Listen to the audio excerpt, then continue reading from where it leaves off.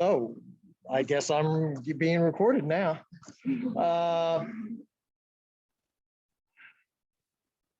And beyond that, I don't know that I have too many other announcements myself, other than you got that. And Let's see what the next slide is. we have meeting for Yeah. chairmans, vice chairman, treasurer, secretary, you name it, we need it. Okay. So we're going to start to see who wants to be on our leadership team for next year, and you may be contacted by us. So please consider, what, if anything, you would like to help with next year. Right? We'll be contacting you, and we'll be talking more about it in the next meeting. Leadership team requirements, or you must be an ASME member. Sign the ASME volunteer agreement form. Let's see. The position terms start July 1st and run through June 30th of the following year. And they get to vote on the section related decisions. The SLT, senior leadership team, I guess.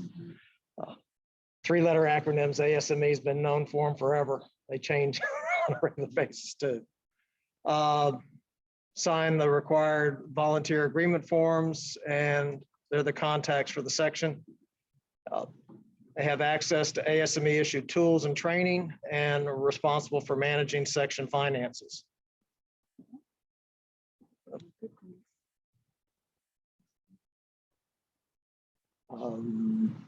This is future meetings. Future, well, that's, Okay. I'll let you take care of those. All right, so next we're going to run over very quickly what the future meetings are, so you can look for these things online. Let's see. For the Apollo section, we're meeting again very soon on March the 9th. We're going to be going to rotating machinery services for a shop tour and a dinner like this one and a presentation. Then we're going to be meeting in May, on May the 11th, for a hybrid reading, for another hybrid meeting at Mitsubishi. And then finally, we'll be having planning meetings in June. And then we usually have a joint meeting in July with IEEE, AIAA, and now INCOSI has decided to join us as well. Okay, for the gas turbine group, we're going to be meeting again on March 21st at UHCL, and we're going to have a speaker from Solar Turbines. And then on May 16th, we're going to have Colleen from Baker Hughes. And then again in June, we're going to have leadership team meetings, and in July, the joint meeting with IEEE, AIAA, and INCOSI.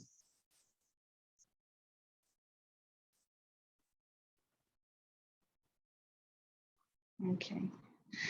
You'll see this is our first hybrid meeting where we meet in person and online. So please give us grace while we work out the details for how things are going to work. Okay. But you can either purchase the Zoom link or you can meet in person. Okay. Okay. Very quickly, ASME likes us to have a DEI moment for diversity and inclusion. And this one is going to be on algorithmic bias. It's just a statement that says, you have to be careful with your algorithms, because machines learn how, what we teach them. Basically, the people who write the algorithms, whatever biases or thoughts or equations they have is what gets translated to the machine. So we have to be careful when we look at machine output to make sure that it's actually doing what we expect it to and what we hope it will do. If it's not, then we have to consider it and decide how we're going to proceed from there.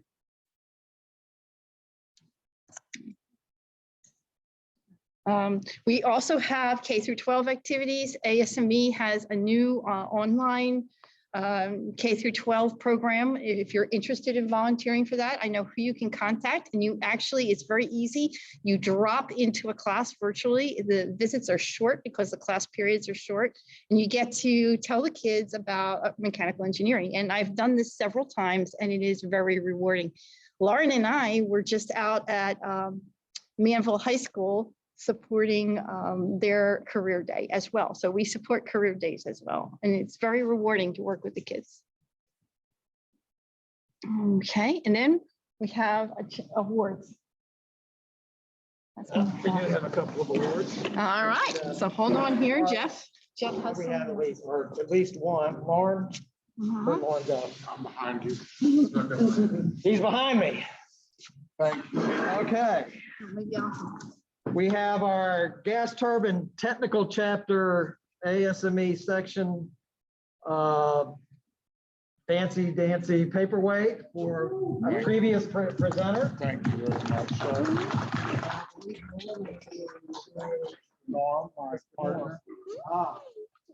We did a dual They presentation. did a duel. So, Norm, you also weren't able to get it to you when you made the presentation before. So thank you very much for presenting for us. Thank you. Appreciate it. And thank Richard for making a bazillion of these things. All right. Back when we were flush with money. All right, again, I'm going to go over, we had a lot of changes last year. We moved to a traffic wave email system. We had you guys switch over to that, and we started using the ASME community pages for our sections. And unfortunately, but fortunately, we're going to see some changes within ASME. As they continue to grow as an organization, they want to streamline the process, and they want to try to enforce the GDPR compliance. They weren't happy with the ASME community pages, so they're launching a new web-based system. And it is easier to use because you can go to ASME and click on Texas and then go through and look at all the sections and find us that way.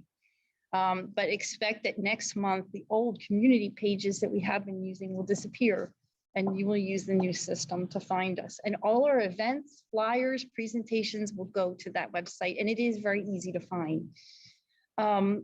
Unfortunately, they didn't consider our traffic wave email system to still be GDPR compliant because it's not part of their email system.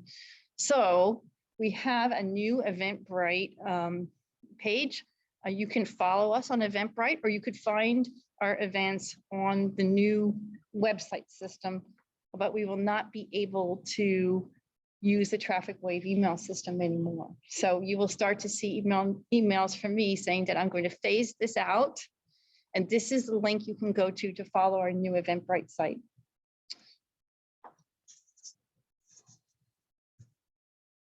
All right, let's see here.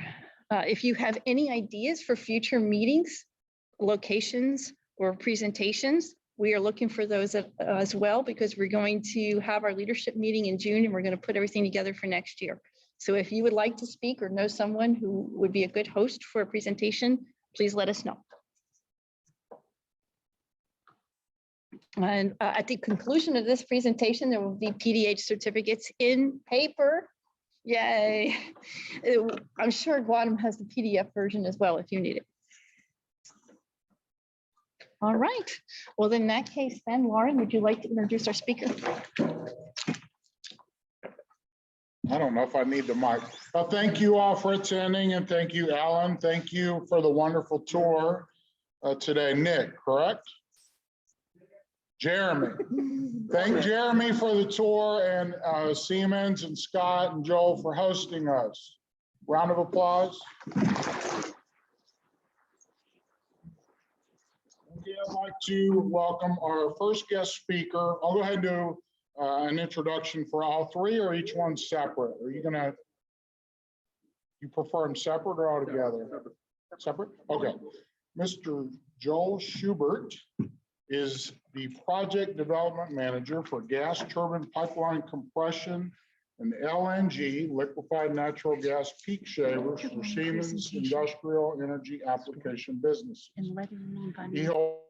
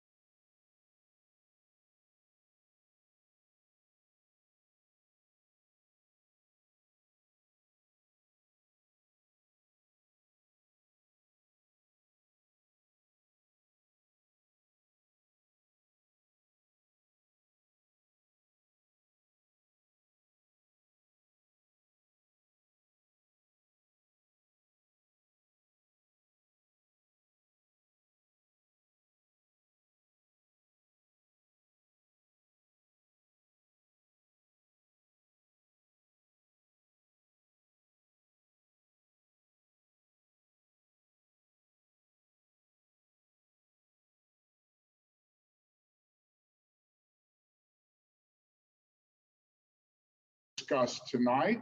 And he's a volunteer for the scouting organization. And he's another outstanding golfer as well. Welcome, Scott.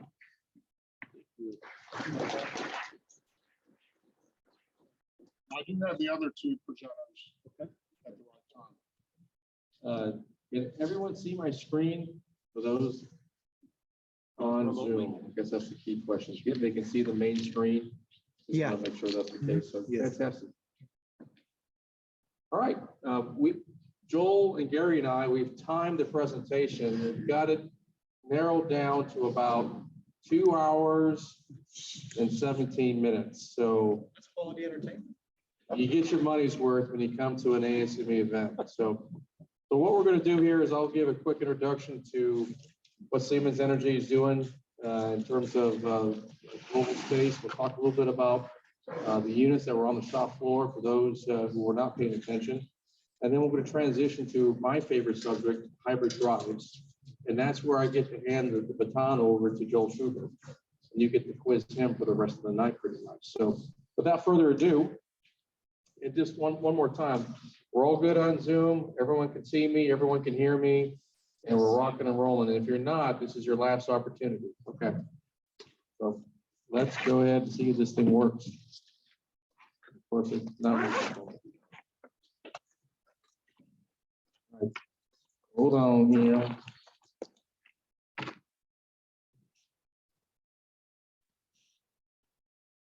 I got to work. So Siemens Energy, just for a little bit of information here. For those who don't know, Siemens Energy moved away from Mother Siemens about 2 years ago. We were actually spun off as our own organization. We're publicly traded on the DAX, German Stock Exchange. We're only about 60 to 70,000 employees, only about $30 billion in revenue. So instead of moving like an aircraft carrier, we move like a battleship. So a little bit more nimble. So, but we do have some business units that I'll cover. Of course, we're in the renewable business. Pictured right here, this represents our Siemens Gamesa business. We do a lot of work offshore and power generation through wind turbines. We have a transmission business. It's kind of self-explanatory. If you're going to be selling gas turbines and selling wind turbines and power generation, you should have a transmission business. So we cover that. Generation, I want to call that primarily our heavy duty gas turbine product line. So anything above roughly 50 megawatts, it's a large power generation requirement. Typically those units are served out of Orlando, Florida. That's the headquarters here in the States for power generation. NEB, or New Energy Business, that is basically our hydrogen business. As you may know, Siemens Energy manufactures, I'm going to butcher it, silizizer that produces hydrogen for commercial use. And so we've collaborated with many different companies, Linde, Air Liquide, Air Products, a whole bunch of other companies that are in the hydrogen space. And that is a unique business unit for Siemens Energy. Last but not least is the industrial applications, as formerly known as our oil and gas business unit. This is where I reside. Our headquarters is based right here in Houston, Texas. So with that being said, I thought we'd transition a little bit as to where we're at today. This is the packaging facility for Siemens Energy here in the United States. This facility was first put into service back in 1999.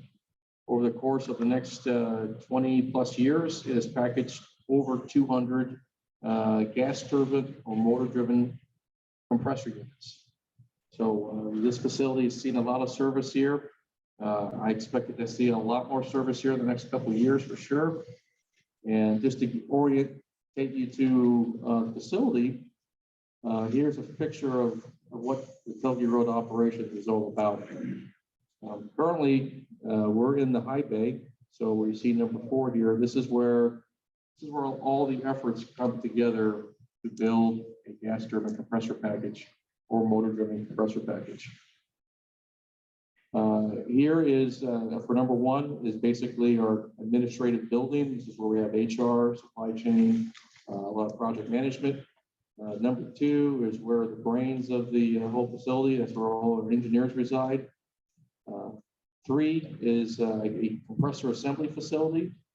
And then over here, you see a test stand, number five. This is where we test power generation units. What's pictured here in six, it's an empty lot right now, but by the end of this year, we're going to have a shiny, brand new compressor test stand.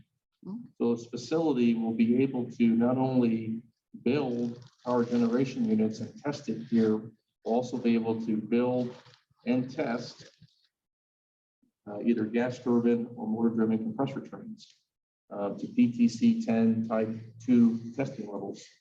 So next time we're back here at the facility, we'll probably have another ribbon cutting ceremony, and we'll have a shiny new test cell to show everybody. And by the way, if there are any questions, feel free either on Zoom or here at the audience to go ahead and raise your hand. There's plenty of opportunity to talk. We only have about an hour and 15 minutes left.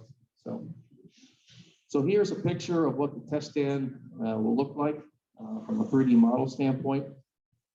Again, yeah, question. Yeah, go ahead. From that previous slide, how did you get that picture?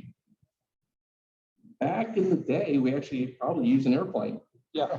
Yeah, so someone actually got back in the day, hopped in an airplane, and we paid a lot of money for that. Now you can fly your own drone and take a picture of the facility too. So that kind of gives you the age of the facility. So yeah, so 1999, this building and this building and this building was part of the facility. Then in 2009, 2010, Gary, this building was added and the high bay was extended in this direction. Gary, do I have that right? Yes. Okay. So nowadays you don't have to pay for that. Just get your own drone, get it from Walmart. So this is what the facility will look like here in the not so distant future. Again, the test stand, the power generation test stand is over here. So obviously, we're going to put in cooling towers, a whole test loop. We're going to have a building in the back, that'll be in the control center, and that'll be able to test centrifugal compressors here going forward, primarily pipeline compressors, legacy Rolls-Royce RFA, RFPV machines.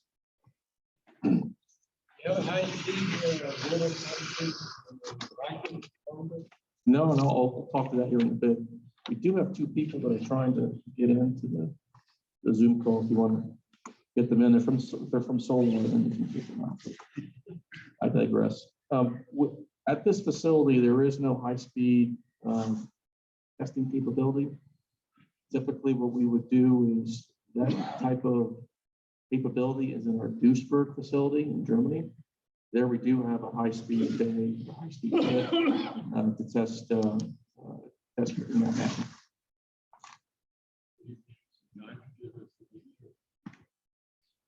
It's a mix, I think, right, Adam? It's a mix of.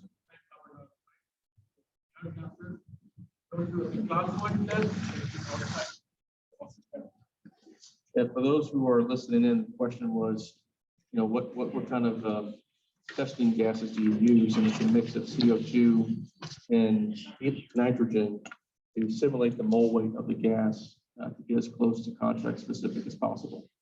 So a little bit about what you witnessed here today in terms of here in this facility is our experience in basically producing power generation equipment for mobile service. So from left to right, you see the SGT-A65, the SGT-800, the 400, and the A45 mobile genset units.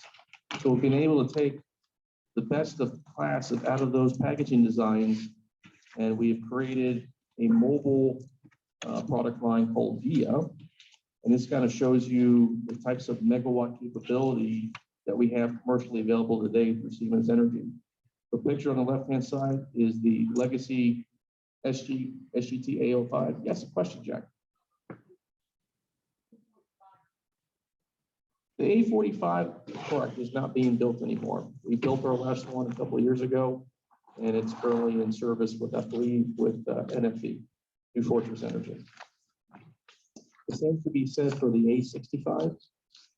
That turbine class is no longer in production yet. The SGT-800 and the 400 is still in active service or active production, as one would say.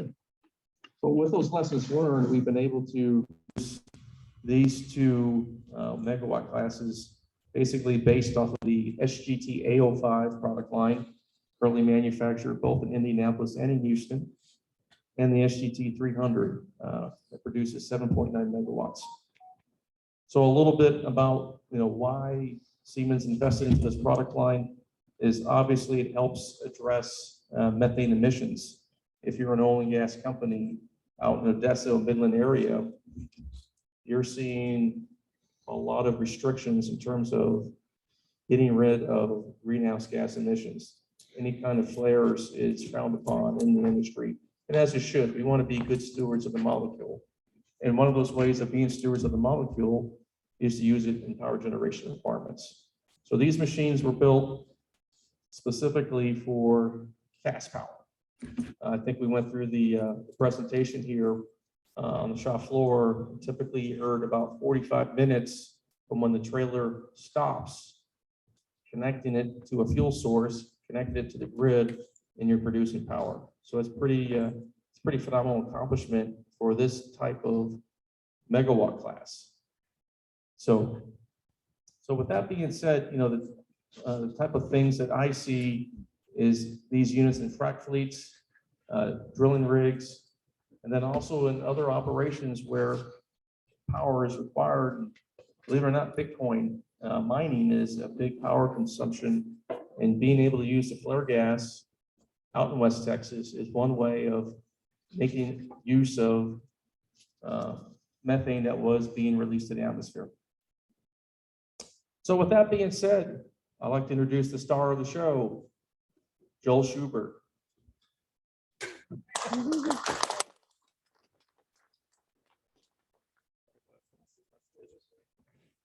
Okay, we're going to talk a little bit about hybrid drive, just like we're having the hybrid meeting here today. So a hybrid drive is basically combines any two drive components, and there could be various renditions of that as you look up in here. So that could be combining a gas turbine with a motor. It could be combining an engine with a motor. It could be combining a steam turbine with a motor and a motor generator. We're kind of going to go through some of the experience that we have putting these types of hybrid drives together, Siemens portfolio, and our experience. So there's several advantages. We'll go through those, but this is kind of an introductory slide.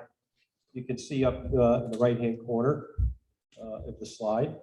We start with a drive that's basically driven with a gas turbine driving a compressor through a gearbox to a motor. In the middle, we'll talk about this a little bit later too. This is basically one of our setups for a PTA plant, where we have a steam turbine driving through a gearbox to an integrally geared compressor. And then a motor generator that actually starts the train, but then once the train is up and the steam turbine takes over, this can send energy to the grid. And then there's a turbine expander. And then we also have them here where we have a motor driving a compressor with a clutch and a natural gas engine that could drive a compressor, or the motor could drive the compressor.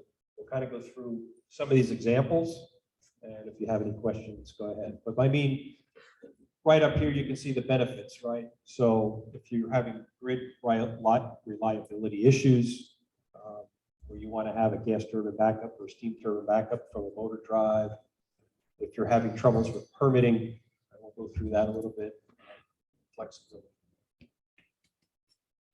So I talked a little bit about grid reliability. So there are several applications where the grid is not stable, right?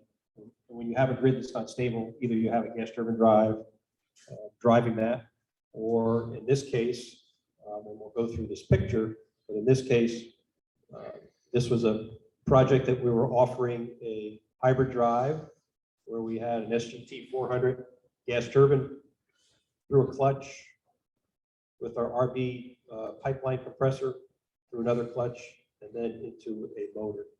So the application here would be they want to drive it with a motor, but if there's problems with the grid, they don't want to shut the pipeline down. So then the gas turbine is there to start up. And they have the clutches there so you can disengage the motor and re-engage it with the gas turbine. So this also helps, the second bullet point up there is permitting.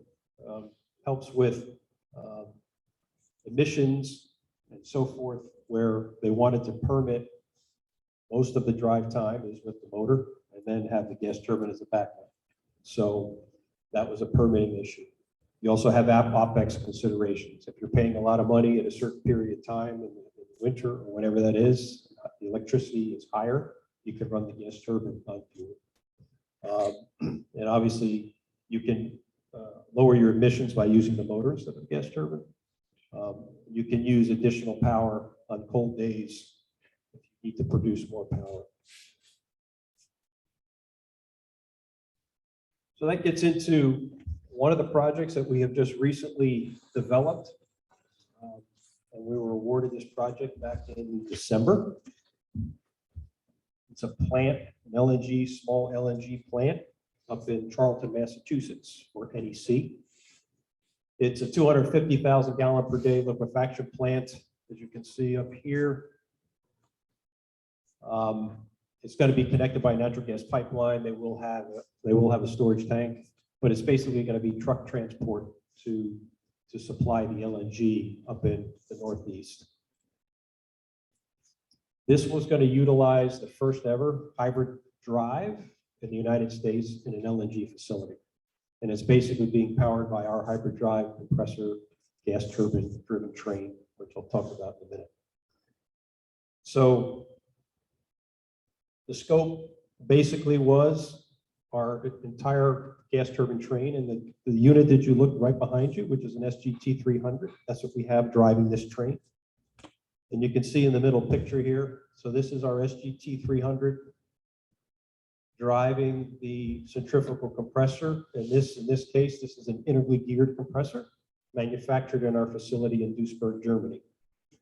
And then on the other side of that compressor is not only a motor, but it's a motor generator. And this became a very unique opportunity and was the reason that we sold this project. The electricity prices in the Northeast were exorbitant. And what we did here was we developed a motor generator. So when we're producing, this is going to be a nitrogen refrigeration loop. And our integrally geared compressor is compressing nitrogen in the loop. And the motor is going to act as a generator. And basically, I think it's, see it on the next slide, but it's 4 megawatts. And so that was the amount of energy that the plant is going to utilize. So while we're making LNG through the gas turbine, we have a generator on the back end that's going to supply plant power, so he doesn't have to buy power off the grid. And that was what sold this project, the economics of doing it. So over here is just the scope. As I said, we have a 20-frame GV compressor, 3 stages, nitrogen refrigeration. We have a motor generator. We sold installation and commissioning, a long-term service plan. The customer, our customer is Chart, and where's Lauren? Lauren was the lead mechanical engineer from Chart on this project, so he knows it very well. Thank you, Lauren. And the customer is NEC, and it's located in Charlton. You can see the rendition of the site, and I've talked to NEC as early as last week, and they're already starting to construct. And ZAP is the EPC, and they're actually tearing down some trees and making some construction areas. But before I go to the next slide, is there any questions in the audience or any questions here? Yes. The waste heat from the exhaust, is that at all? No, Gary, we're not using that for. It has been discussed, though. It's a possibility, future possibility, yes. It may happen in the future, but Not right now, as a new piece of equipment.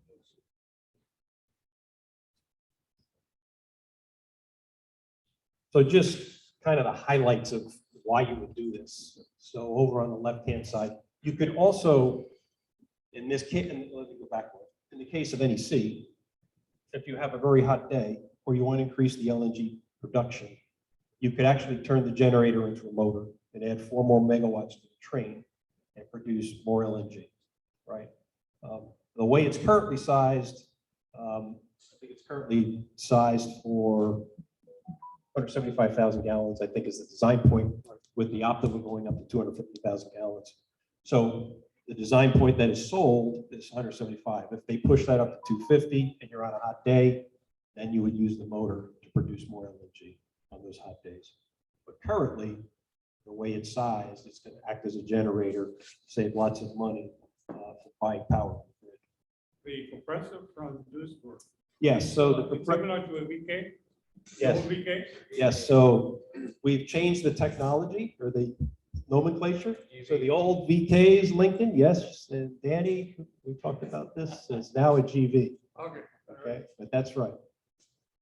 G just means geared, B is or German for compressor. Okay. But you're absolutely right, that's the old VK. So the Siemens line is from the old Diamond valve. Yes. Correct.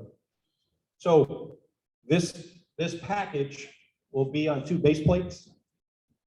You will have the whole gas turbine on a base plate packaged in this facility like you're seeing there, but it will be on trailer.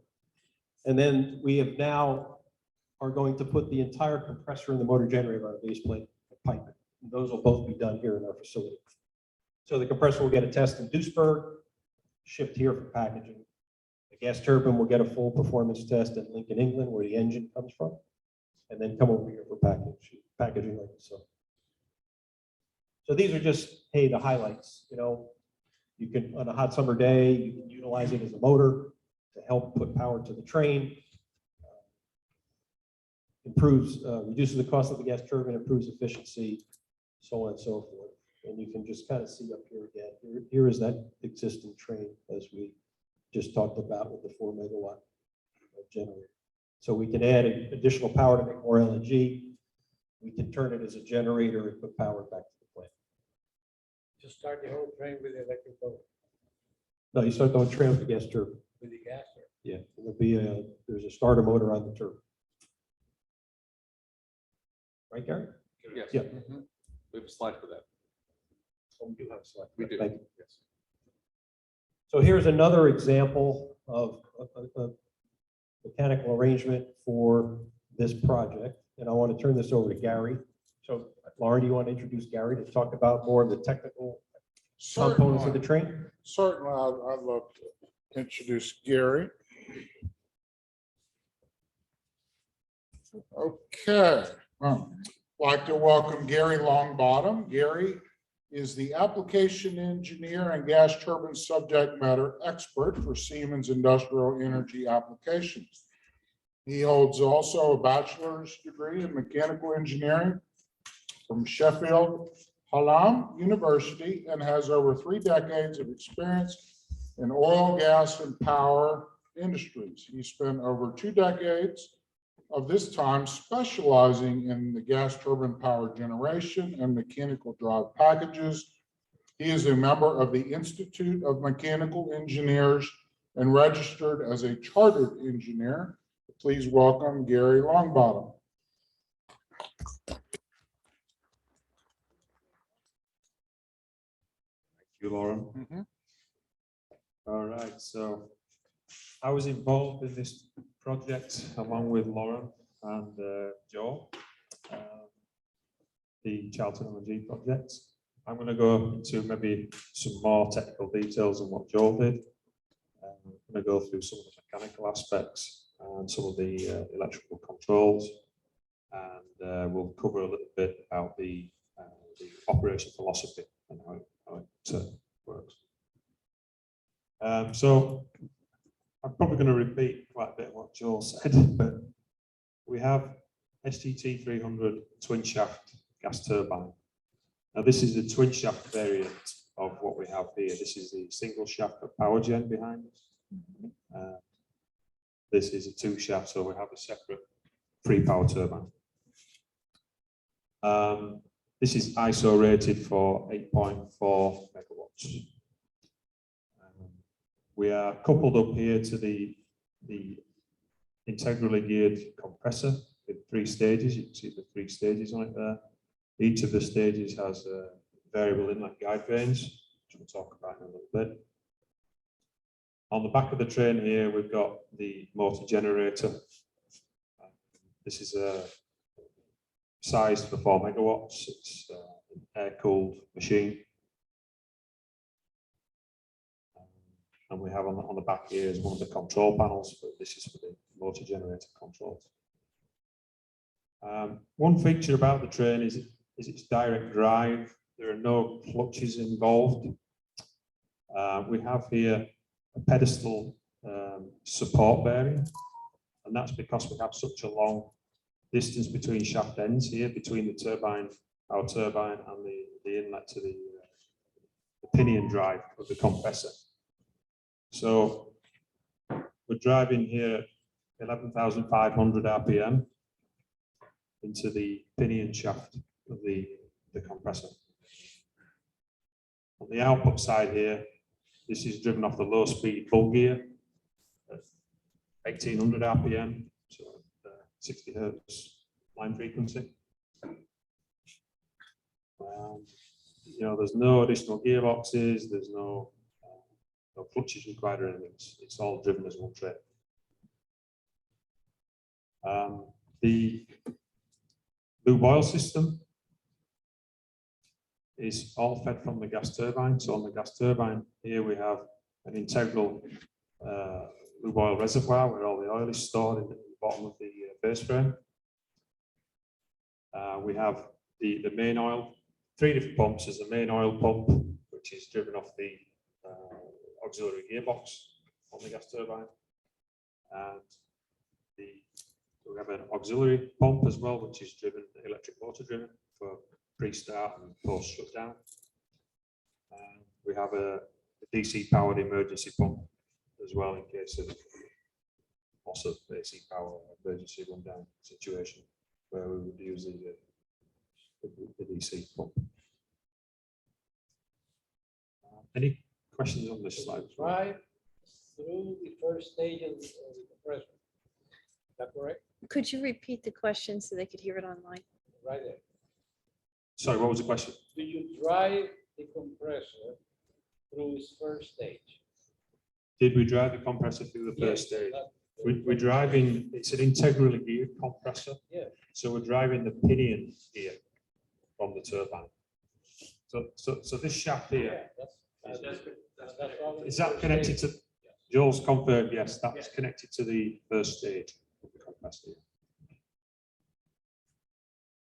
Another question. I have a question. Yes.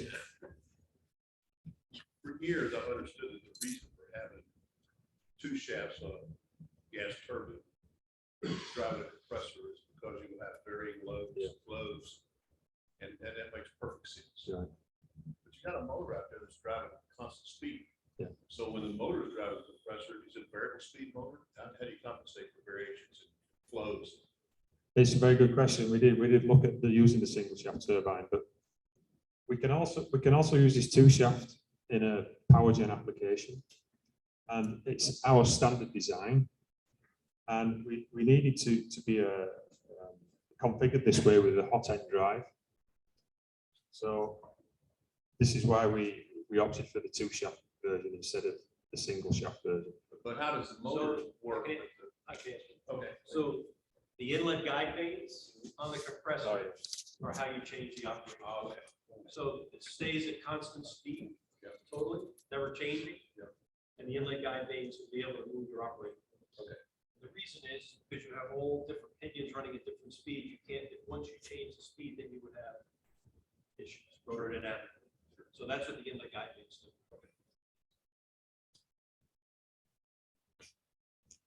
All right, next slide. Yeah, so now we've just got some 3D views, close-up views of the package. Just flick through these. It won't be that color. let me know if there's any questions. But yeah, there's different angles going on here. You know, pedestal bay.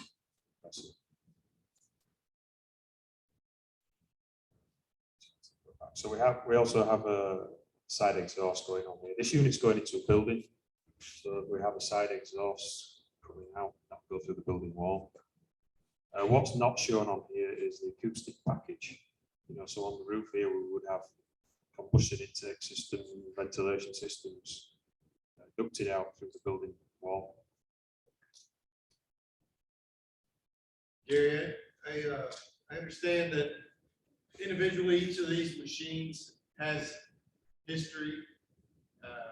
And I'm assuming that in any case, probably two of them have been connected to each other. Is this the first time you guys did this type of a configuration of all three this way? Maybe this way probably is probably the first time, but we've certainly done. No, we haven't. We did the one. We've actually got a reference slide coming up. We did a unit in Argentina with an SGT-300, which is very much like this, except we have a secondary gearbox on that one. This one doesn't need the secondary gearbox. But we have a slide on that coming up later. Did you have any torsional challenges transitioning from motor drive to generator? Not that I'm aware of. No, that unit's been running in Argentina for some years now.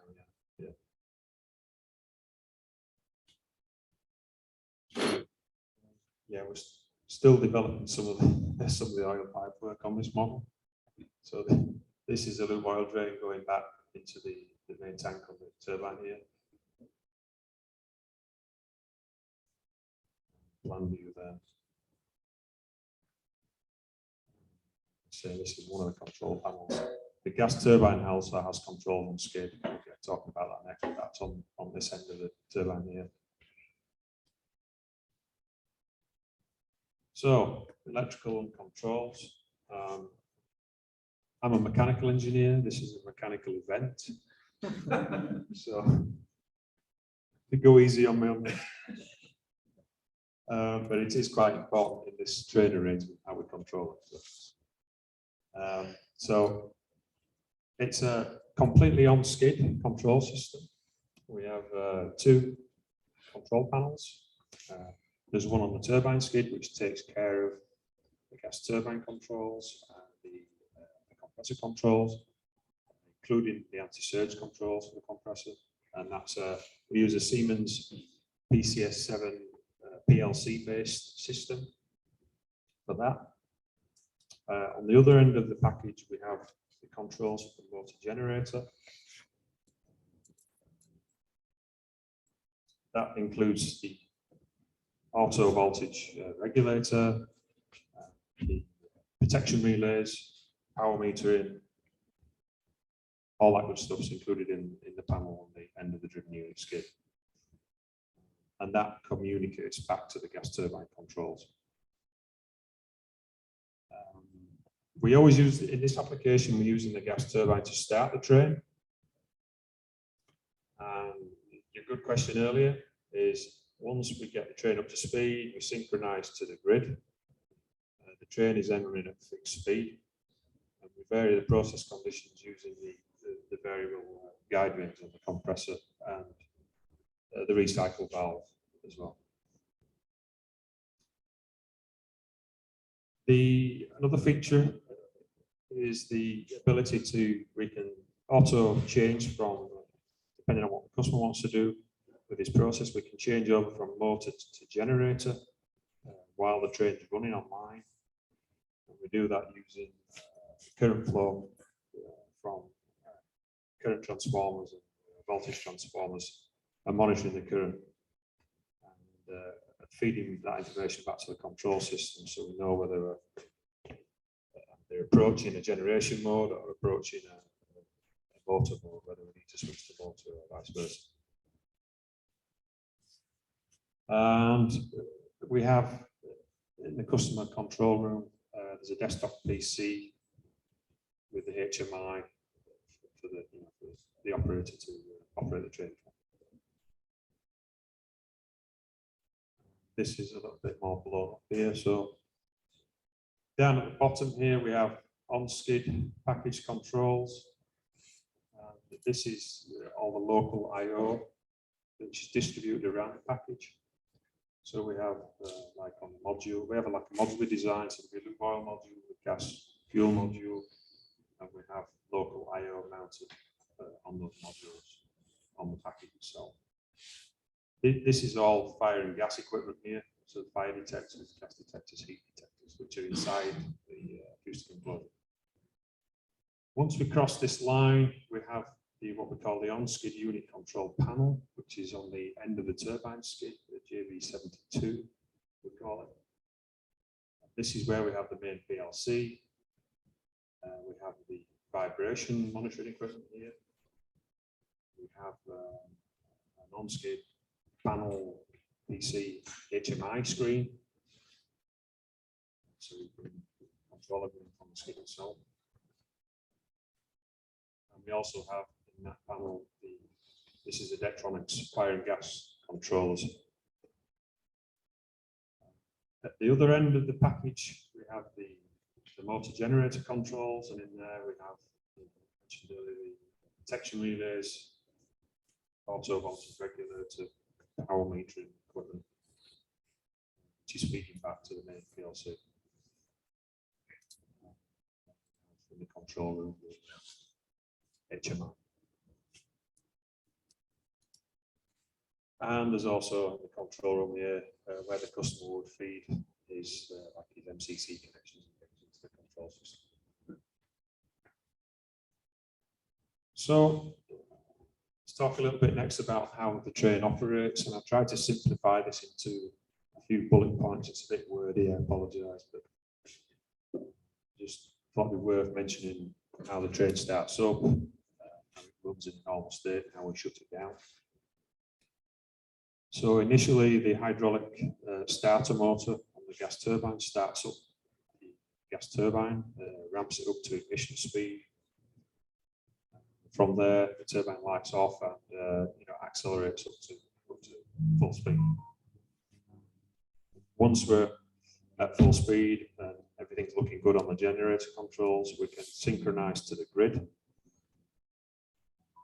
Once we get synchronized onto the grid, we connect to the breaker, that the main breaker can close. And at that point, we're operating as a generator. And where the compressor is ready to be loaded and can be brought online. Normal running state, once we're up to speed and everything's settled down, the compressor inlet guide light vanes, they modulate according to the process conditions from the customer side.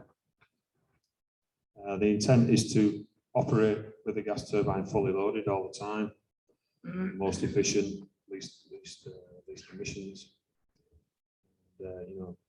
Typically generator mode would be on those days where, on a cold day, where the gas turbine has additional power, and other customers has reduced LNG load that day. We have excess power we can run as a generator.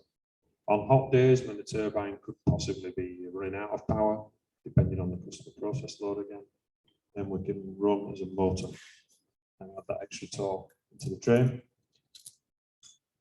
And as I mentioned, we can auto change between generator and motor using the current and potential transformers. Shutdown would be, a normal stop would be, we would pull the breaker on the grid, so the motor generator would disconnect from the grid. The gas turbine would ramp down, perform a normal stop. And if we had an emergency stop, the motor generator circuit breaker would trip instantaneously, along with the rest of the train. Everything would just run down. Compressor recycle would possibly to avoid compressor surge. This was one of the reference projects that I was mentioning. That's based in Argentina. Here we have an SGT-300 Gas Turbine. So this is a 24 megawatts machine. We have a secondary gearbox here, driving the integrally geared machine. And the multi-generator here on the back end of it. This is during site installation. So you can see the turbine here. This one actually has waste heat on it as well. This is the waste heat recovery unit going on here. Compressor, multi-generator. That was packaged in our Finspång facility in Sweden.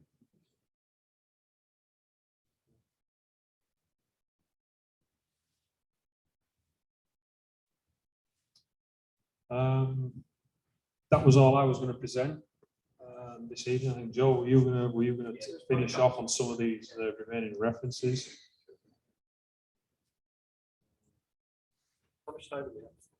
Any questions? A few minutes. 62 minutes left.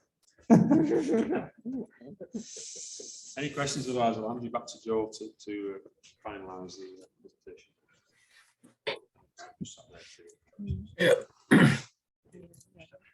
No. Are there waste heat generators on this system? We're right on Okay, time. okay. Right on time. Yeah, we're good.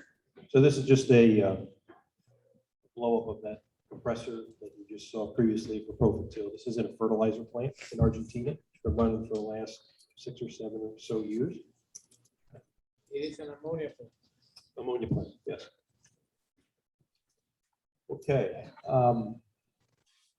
You had the question on experience, right? Yes. Okay, so Siemens, who acquired Demag de Laval in 2001. So a lot of the history of the integrated gear compressors and these types of trains, hybrid drives, we've been doing those for decades. We've been doing them not with gas turbine generator drivers, but with steam turbine drivers. And as you can see at the top, what we've done here is mostly in ammonia plants and in PTA plants. And what you're looking at over here is an illustration of a PTA plant. And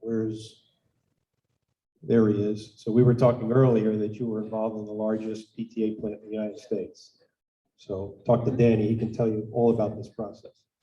But to answer your question, we've got about 32 trains installed, okay, with hybrid drives. And as you can see, if you start looking at these things, the size of these things and the complexity of these things, right? So you start up on the right-hand corner, you've got a steam turbine through a gearbox, through a large compressor, 5-stage compressor, 4-stage compressor, motor generator, and then a turbo expander. And you can kind of see basically the size of such a train. And then here's a picture of it here. So all these were manufactured in our facility in Duisburg, Germany. A lot of them were train tested there. This one's connected on the main bull gear. And we also have ones that are pinion drive. I think I have a picture of that over here. So the interesting thing on this one's still a PTA plant, same configuration, but if you look over here to the compressor coming into the steam turbine, it's driven off the pinion. So we've got decades and decades of experience with pinion drives through integrated gear compressors and motors and generators with steam turbine drives. We've adapted that now to gas turbine drives. The one we were talking about for NEC is an SGT-300, as you saw here, and then the 600 is an example as well. I think that's all I have. So if there's questions for Gary or myself or Scott? Yes. I was just going to make an observation. It's just a coincidence as I was driving here today that I got a LinkedIn update from the president of SCC Energy that packages the Cat engines, dual drives. And they're touting the fact that their fleet has saved over 250,000 tons of greenhouse emissions. I guess they track that. So you mentioned that this does help lower emissions, but you can put a number on that. That might be a real good market. Sure. No, absolutely. And we have some pipeline customers that are, looking at this as well, where they want to go in, they've got emissions issues they have to deal with now, right? Where they have grid reliability that they're not pleased about. So they want the, like we showed earlier, they want the availability to have a motor-driven compressor train. But if that grid is failing, I got an SGT-300 or 400 ready to go, keep the pipeline going. Well, I'll turn it back over to you and to Lauren. I don't think we have any other questions.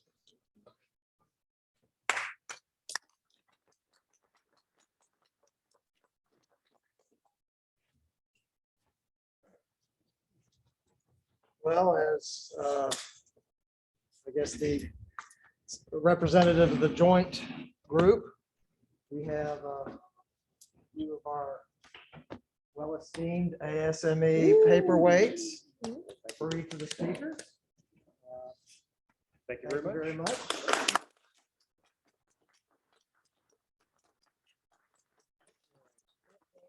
They're quite a parting gift. Richard And we do Sessions. greatly appreciate your Thank you very making the much. presentation.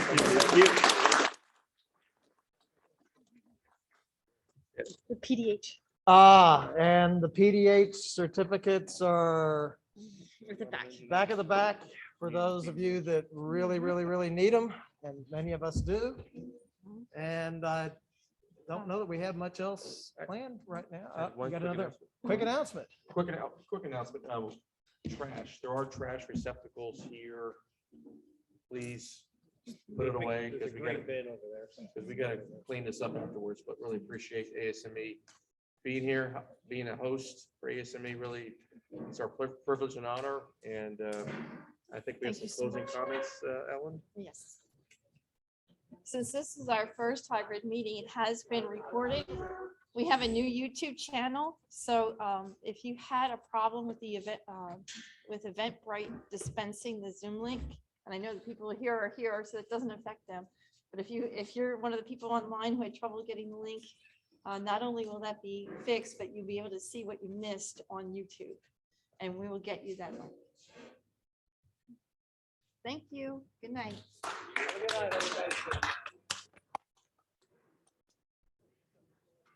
Keeps going on because of event activities. Yeah, I can imagine. Still on the learning curve. Yeah.